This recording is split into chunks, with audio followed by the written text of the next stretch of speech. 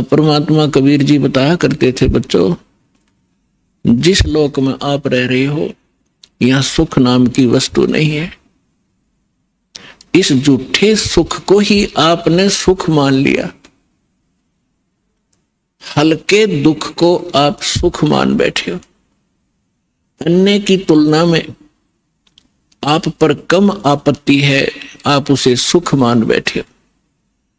इस 21 ब्रह्मांड में सुख नाम की चीज नहीं है। क्या बताते हैं परमात्मा कि भाई घाटे बाद सब जग दुखिया और के गृहस्थी बैरागी हो। अपने आत्माओं, हमारा दुर्भाग्य रहा कि हमें ऐसे नकली गुरु धर्म गुरु प्राप्त हुए जिनको अपने सिलेबस का भी ज्ञान नहीं। वो टीचर कौन से खाते के। वैसे तो ये वर्ण बाद में बने हैं, हम सभी एक ही थे, ना कोई ब्राह्मण था, ना क्षत्रिय, ना शूद्र, ना वैसे, सभी भाई बहन थे। फिर इन्होंने अपने वर्क डिवाइड कर लिए। एक भाई ने यानी एक कुछ व्यक्तियों ने मिलकर कहा भी आप शिक्षा ग्रहण करो और सदग्रंथों को समझो और इस ज्ञान को हमें बताओ। तो उनको पंडित कहने लगे जो सदग्रंथ पढ़ा करते थे और सुनाया करते थे। वो थे स्टार्ट में हम एक ही, हमारा गोत्र है। बाद में हम बढ़ते चले गए, आगे चल के हमारे वंश के नाम से कुल का गोत्र बनता चला गया, कुल गोत्र। तो उनको जो पंडित बने उनको पूरी छूट दे दी कि हम तुम्हें तुम्हारा सारे परिवार का खर्चा भी देंगे पूजा रूप में, आप इन सदग्रंथों को पढ़िए और हमें बताओ। ऐसा ही प्रारंभ हुआ। अब परमात्मा ने आके बताया है कि गुरु बिन वेद पढ़े जो प्राणी और समझ अनुसार रहे ज्ञानी, गुरु बिन काहु न पाया ज्ञाना, जो थोथा भूसड़े मोड़ किसाना। तो इन ऋषि महर्षियों को कोई सतगुरु मिले नहीं और सतगुरु स्वयं परमात्मा आए लीला करने के लिए, वो हमने सुहाए नहीं।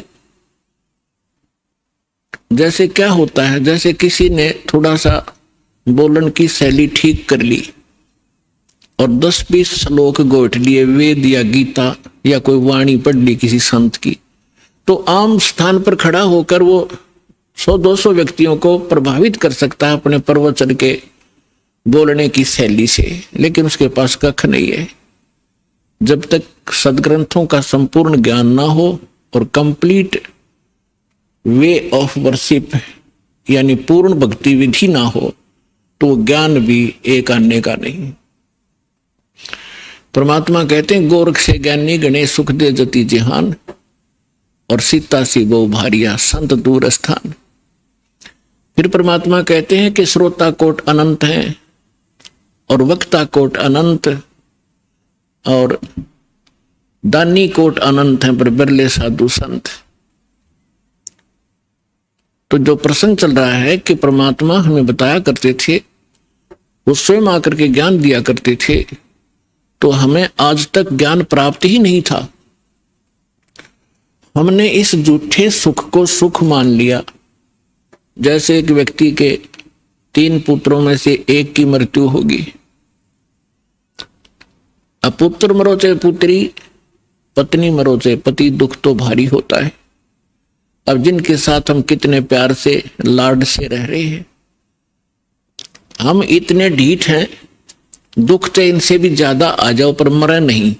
हमारी मृत्यु ना हो तो हम इस दुख ने भी देख लेंगे, देखी जाएगी जैसे भी होगा। लेकिन ये दुख भी फिर मृत्यु भी, तो ये दोनों कष्ट यहां पर बने रहेंगे।